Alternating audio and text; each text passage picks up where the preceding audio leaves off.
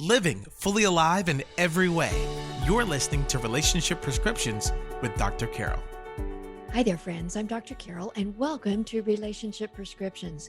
We are not going to talk about the pandemic at all today. A completely different menu for your mind. Life goes on even as the world continues to wrestle with COVID-19, and we're going to talk about one of those other issues today and kind of give your mind a break, and that's a good thing.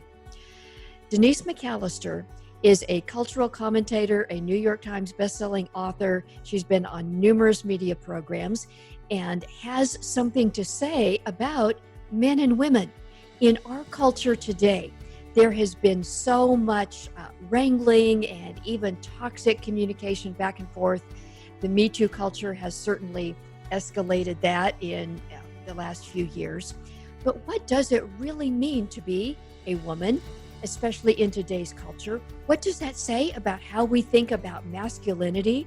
And even at a deeper level, how does our creation made by God impact how we think about those issues? Denise McAllister is the author of What Men Want to Say to Women But Can't. And it's a very thought-provoking book. I am so grateful that I had the opportunity to talk with Denise about this topic, about equality, masculinity, femininity from a Christian worldview. I think this will be really enlightening and uplifting. So without taking any more time, here is my conversation with Denise McAllister. Well, Denise McAllister, it is a pleasure to have you on the program today. Thank you for joining us and for being willing to talk about this very interesting and challenging topic. Thank you for having me. It's so great to be here. Now, your book, What Men Want to Say to Women But Can't, really tackles some things that are kind of countercultural right now. And I'm just going to start with that title and ask you, we'll dive right in and let me ask you, you propose to speak to women for men. You are a woman. What kind of gives you that credibility? How do you feel able to speak to women about what men think, feel, need, want? Well, I think it's more of a, if you remember Taming of the Shrew, Kate, when she's talking to the women, trying to explain to them what their relationship should be to men. And in that speech, she talks about how men are. And I think that it is on the shoulders of older, wiser women who've lived a while to explain to other women what they've learned in their life about relationships, like what you do, and about men and what they've learned. So I'm not so much saying men can't speak and here I'm going to tell you what they think. It's more, these are my experiences. This is my understanding. This is what I've learned from my own life, from my reading, from my understanding through a biblical and Christian worldview, and through men talking to me and me listening. What I think women are not hearing today, and what I think that they need to hear, and what I think they need to understand about men and masculinity. And it's something I think we're missing a lot of in our very hostile age toward masculinity and in our almost idol worship of feminism. You share some very personal little vignettes in your book from time to time about your own experiences through the years with men. And I just want to start by assuring our listeners that some of them are positive, some of them are less so. So I don't believe you are meaning that we need to go back to the time when everything men said was right and women are there without any opportunities and have to get an okay from a man before they do anything. Let's just start by clearing that up. Oh, absolutely. I wouldn't even be writing a book if I believed that, and I would be a big hypocrite if I did. No, I give a lot of credit to the first wave feminists, and my mother being one of them, and women who really did make strides in our secular society for women to have a place in the workplace and to have opportunities and to be able to really experience the fullness of them being made in the image of God and their ability to be creative and also to be subduers of the earth and, cultivators and creatives. So no, I'm not advocating that at all. I'm addressing feminism as what it's become today. And it's not anything like what it used to be. It used to be about rights. It used to be about liberty and freedom and rights before the law and equality before the law. But now it's not. Now it's about equal outcomes. Now it's about, just having some kind of gender parity in things rather than true opportunity. And it really is about competition with men rather than cooperation. So I have it's a very much more of a Marxist frame that we have today. So that's what I'm addressing when I talk about feminism. And certainly there's areas in our society where that is more blatant or whatever than others. Some of our listeners may not feel like that's an issue where they live, and yet in some areas it's likely to be a really huge issue. I have had some of the men respond to me when I've talked about marriage and relationships, and men and women respond to me that they feel like feminism has really been the downfall of so much in our culture. And that's probably what you're trying to address. Oh, absolutely. I mean, and definitely in individual experiences. I mean, you're going to have different kind of experiences with men and women as far as authority structures and all that. But our culture as a whole, our society as a whole has definitely drifted away from an understanding of equality between the sexes as it should be, and more, like I said, of that equal outcomes, and more about putting women in almost a more superiority role, or they get what they deserve on the basis of their sex instead of basis on their output and their ability and their character. And so this is problematic as a society, even if like individuals might experience something different in their individual homes or workplaces. But on the whole, and you see it in our politics, definitely. You see it in our pop culture. You see it even in businesses and business decisions, in advertising. It affects everything. We see it a lot in our education, where boys are being left behind. So it's a very serious problem in our society, this kind of feminism gone awry. I pulled a quote out of your book that really spoke to me, and it said, and you say, our education system elevates and caters to girls, leaving boys to languish, confused about what it means to be masculine. What are some of those things in our education system that you might give as illustrations of that? Well, I'll tell you, Christina Hoff Sommers wrote an excellent book about the war on boys and education system, where she really outlines the actual ways and functions that are things that are being done in our curriculum that are attacking our boys. I'm talking more about socioeconomic relations. And one of those is, well, for example, boys are, when they're young, are a lot more high energy. They're a lot more aggressive, and that's just their nature. But now they're kind of made to feel bad about that. They're told they're hyperactive, or they have ADHD, and they're more tactile learners on the whole than girls are. But yet our education system kind of forces them into the same mold. Not to mention, most of the educators are female. And so you don't have a lot of male role models within the education system. And if you think about it, if you send your children to public school, how many hours a day they have under the influence of other people. And when those other people are very much are women themselves, and very feminized in their ideology, it has an impact on boys. And I see so many young men who don't really take comfort and pride about being a strong masculine male, to be aggressive, and even to feel comfortable about their sexuality. That they're going to have feelings for girls. They're going to have those stirrings that they have, and they shouldn't feel bad about that. They should understand what that is, and how to wisely channel those God-given feelings. You talk about masculinity being under attack, and we've already, mentioned a couple of those things. Do you think that is happening even in the Christian church? I know your book is not written only for Christians, but I'm wondering if a lot of this is in our Western Christianized church culture as well.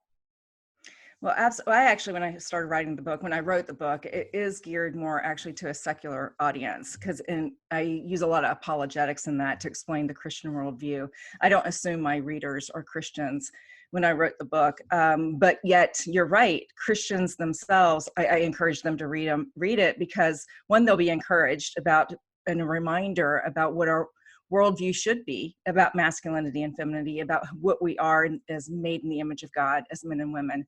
But they also need to be reminded about, what does God have to say about masculinity and femininity? What is it and what is it not? And I think the church tends to err on one side or the other.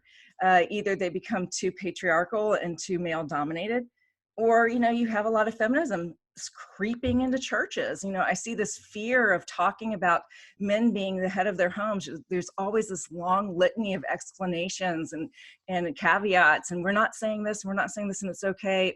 Or you go into worship services so much when you hear sermons on these kind of topics, and men are the ones who are constantly being told, you've got to do this for your wife, and you've got to do they give them a list of all this, and women are often given a pass. And it's not always like that. I mean, there's a million different ones out there, Right. but I'm talking in general. There seems to be a lack of balance and a lack of understanding, and a lack of really coming back to a strong biblical worldview about what masculinity is and what it is not. What is authority and what isn't it?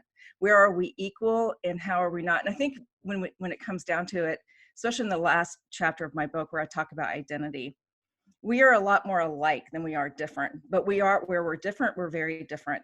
And we're different in our functions and in how God created us to work cooperatively together, to love one another. Love is the ultimate goal here. The relationship is the ultimate goal here. If you notice in my book, I don't talk about roles a lot. I talk about purpose, and I talk about meaning. And if you don't understand your purpose as a man, as a woman, as designed by God, and as a human being, or even as an individual, talking to you about roles is only become legalistic. It won't really mean anything. You really need to understand your purpose, and out of understanding purpose, you find your function and your calling in life. Great perspective where all this should come from, especially for those who are Christians. Uh, you talk, at least in one of your chapters, about sex and sexuality. And I know that is a big area of interest for a lot of our audience.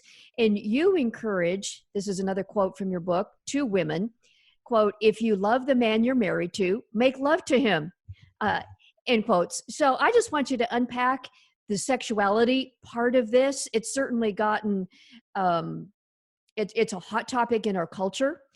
I often feel like men in at least some areas of the Christian church are made to feel embarrassed about their sexual drives, about being sexual beings. And it seems like we have done them a disservice, at least in those areas of the body of Christ. Oh, we have. Sex is such a huge topic. It is the driving ethos of our age. So in one sense, Christians, I find, shy away from it because they want to reject the hypersexualization of the culture and the twisting of sex in the culture. And so they pull back and become very prudish and standoffish and actually twisted, I think, a lot of times in their view of sexuality in reaction to this very, very sexualized culture that we have. So when we talk about sex as Christian women or men who are trying to educate both Christians and speak to the culture, sometimes we feel like we're talking out of both sides of our mouths, because at one point we're saying, don't be overly sexualized, but then over here we're like, you need to feel comfortable about sex. You need to understand what sex is, and that sexual drives and sexual attraction are all normal. And in the area of men, I agree with you. I find so many Christian men who are either behind the scenes struggling with a lot of pornography. They have a lot of hidden sexual sins that they struggle with. They don't feel comfortable talking about it because it's taboo in Christian circles. But they also get convoluted, and they don't understand the difference between lust and sexual attraction. And there is a big difference between lust and sexual attraction, yet the line is not always easy to see. And lust is when you imagine, you take those sexual attractions that you have, and then you turn that into a play into your head. You turn it into an imagination that you take on, and that's when it's directed toward a woman. That's when covetousness, and don't covet your neighbor's wife, because then you're setting that affection and those imaginations onto a woman.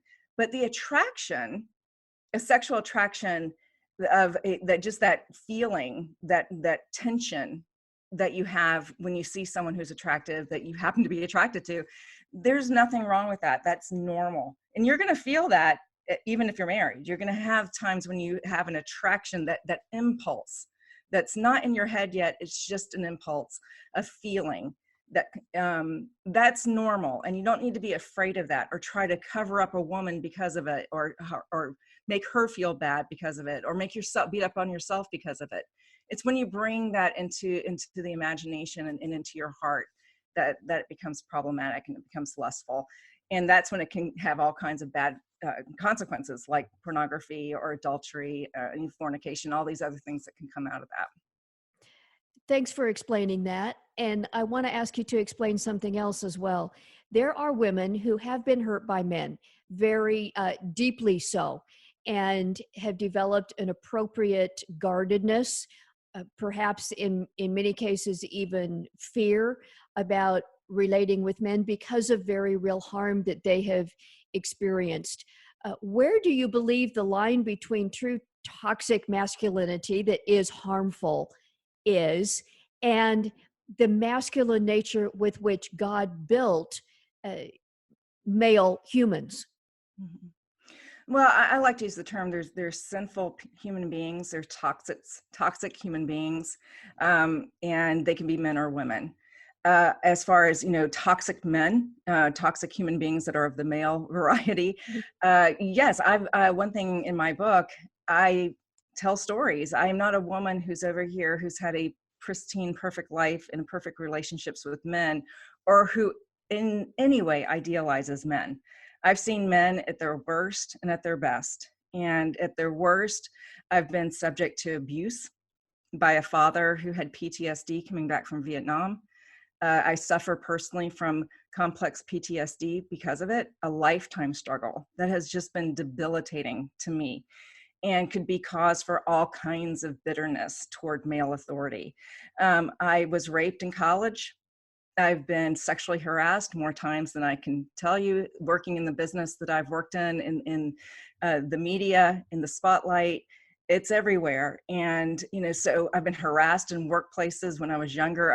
I was molested as a child. I could go on and on, a lot of different experiences that I had at the hands of men and who acted out of their sin natures instead of out of love for another human being. And so whenever we act according to our own selfish, sinful ways, whether we're men or women, we're going to twist what God has designed into something bad. So a man's going to use his God-given strength when he's sinful to abuse and to hurt. Women can use their God-given ability to influence, to manipulate, and to be passive aggressive and to be cruel in the most awful ways that women can be. So, this is just an issue of sin and not an issue of masculinity from the way I look at it. When I look at a man who's like this, I don't look at them and say, you have toxic masculinity. I look at them and say, you have a sin problem. You have a heart problem. And you need Christ to change you and the Holy Spirit to work his power in you through repentance. And so that you can come and become the man that God has designed you to be, to use your strength to protect, to use your strength to provide, to use your strength to work it out the love that God has called you to be purposed in this life for his calling to bring glory to him in all things, and to love others, and especially the women in your care, to his glory and for your happiness and for hers. Great explanation. I think it's often ironic that women are trying to be more like men, even though they are saying feminist women on, as it is today, are trying to be more like men, even as they are saying that men are supposed to be more like what we traditionally see as women. And that just seems so backwards and so ironic. It does. Well, it's interesting. When feminism first started, when we first had this kind of draw for equality, which came out of just the American ethos of individuality and equality for all, and that came over time, to include women, and that was a good thing. One thing that equality does, when you have equality before the law, is it creates competition. Okay, a good competition. So if you're treated equal and you have equal opportunity to be in the workplace, I'm now able to be a lawyer along with the men. I'm now in a realm of competing with them in that area. And if I understand that, and if I see that in that role, then I understand that competition within what I'm doing in the law sphere, whatever sphere it is.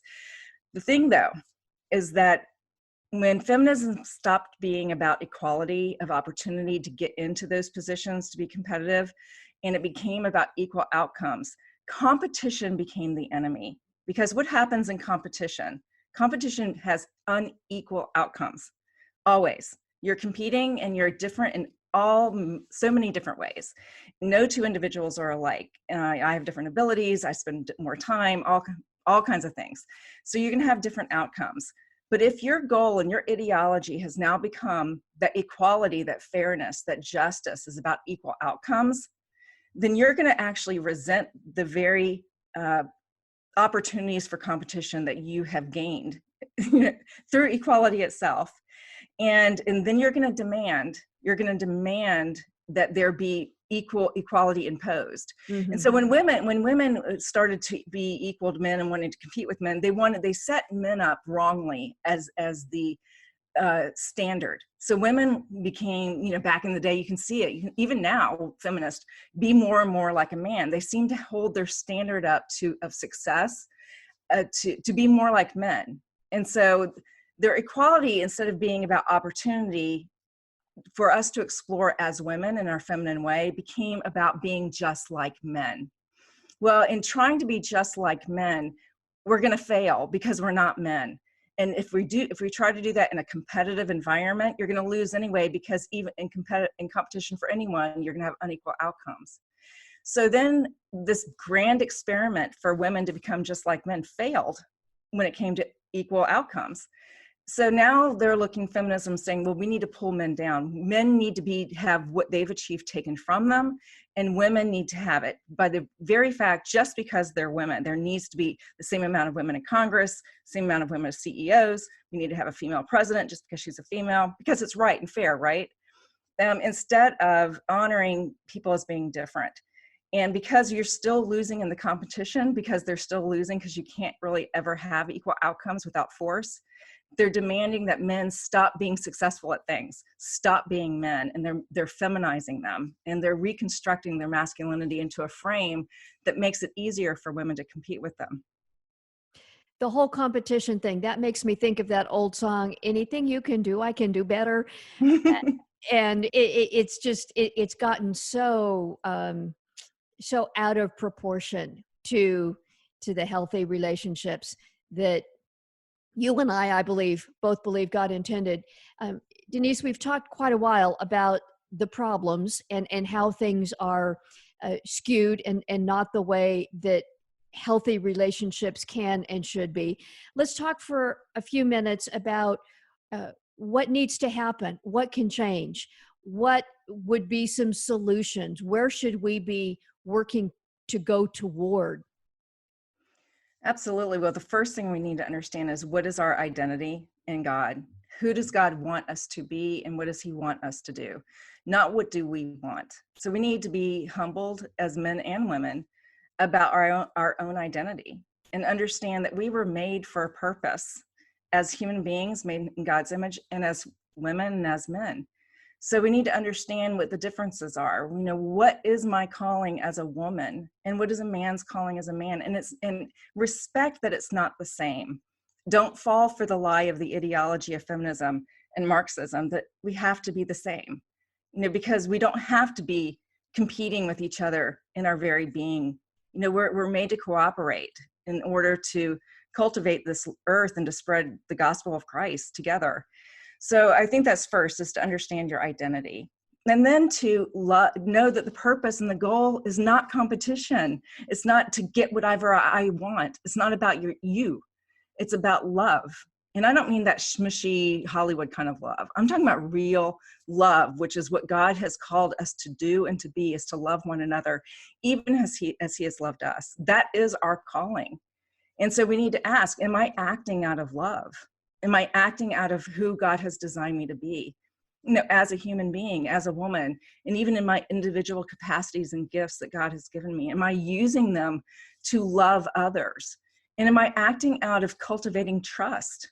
Cultivating trust with the opposite sex is so, instead of looking at each other with such suspicion all the time, trust the other until they're proven that they're untrustworthy, and even then work on it to improve and to heal those divisions that we have developed. And again, if we remember what our purpose is, and that we do this because that is what God has made us to be, then the path becomes more clear of what we are supposed to be doing in this life, according to our individual circumstances and capacities. And I just think that so often we lose sight of that. And it sounds like a simple thing, doesn't it? Just love each other, trust each other, know yourself, know the God who made you, know your husband, know men, and love them as they are.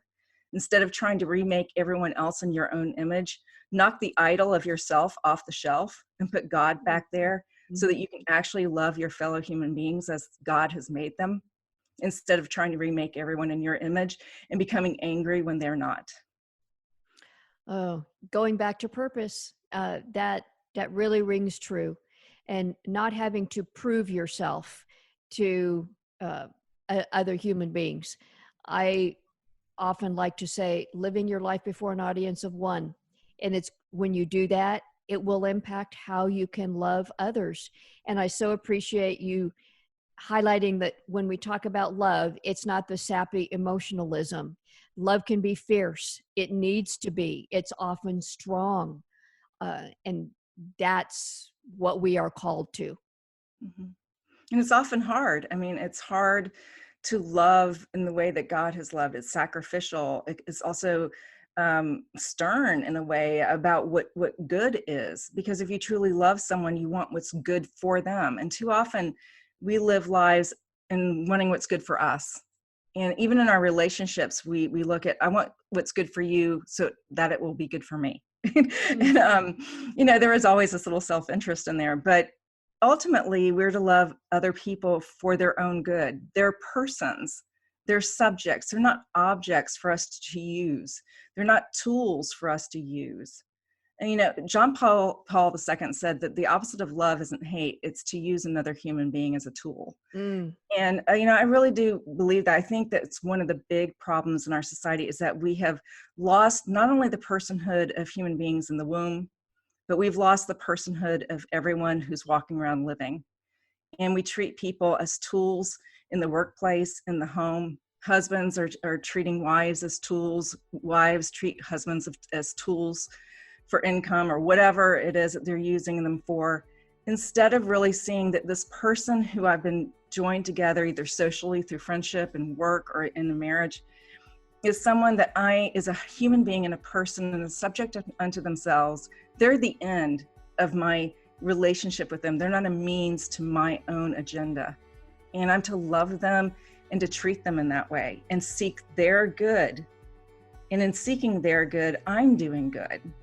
And there's a reciprocity that we have in relationships to really bring about, a loving, cohesive bond that enables us to carry out the purpose that God has designed for us. Well, Denise, I want to thank you for tackling these challenging topics and writing so plainly in your book. We'll make sure that the link to your book, What Men Want to Say to Women But Can't, is in the show notes for this podcast episode.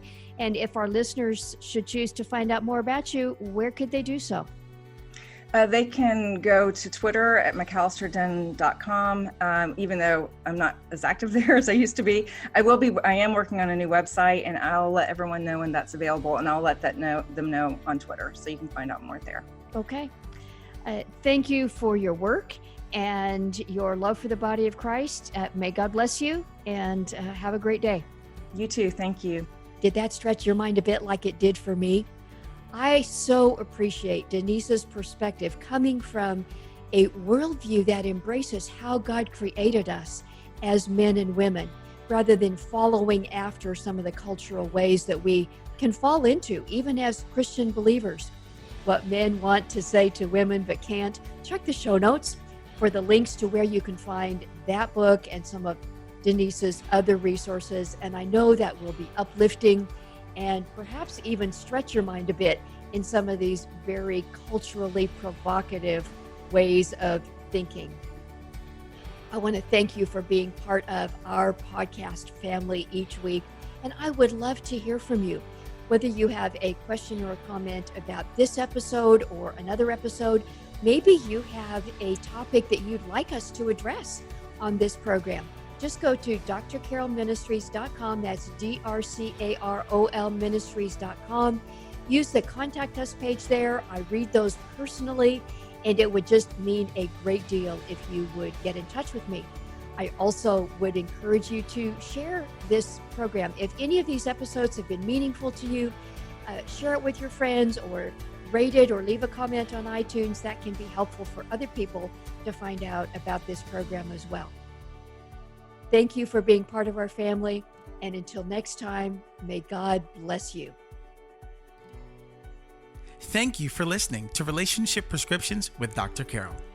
Our purpose is to provide trustworthy resources that help you and others live fully alive in every way as God intended. If you would like to help others experience transformation in their lives and relationships, we invite you to partner with us. Text the word GIVE, that's GIVE, to the number 512-980-1620. Or visit our website at drcarolministries.com/donate to make a one-time contribution or monthly gift. Your financial support allows us to expand our message and to help others. Thank you so much, and may God bless you.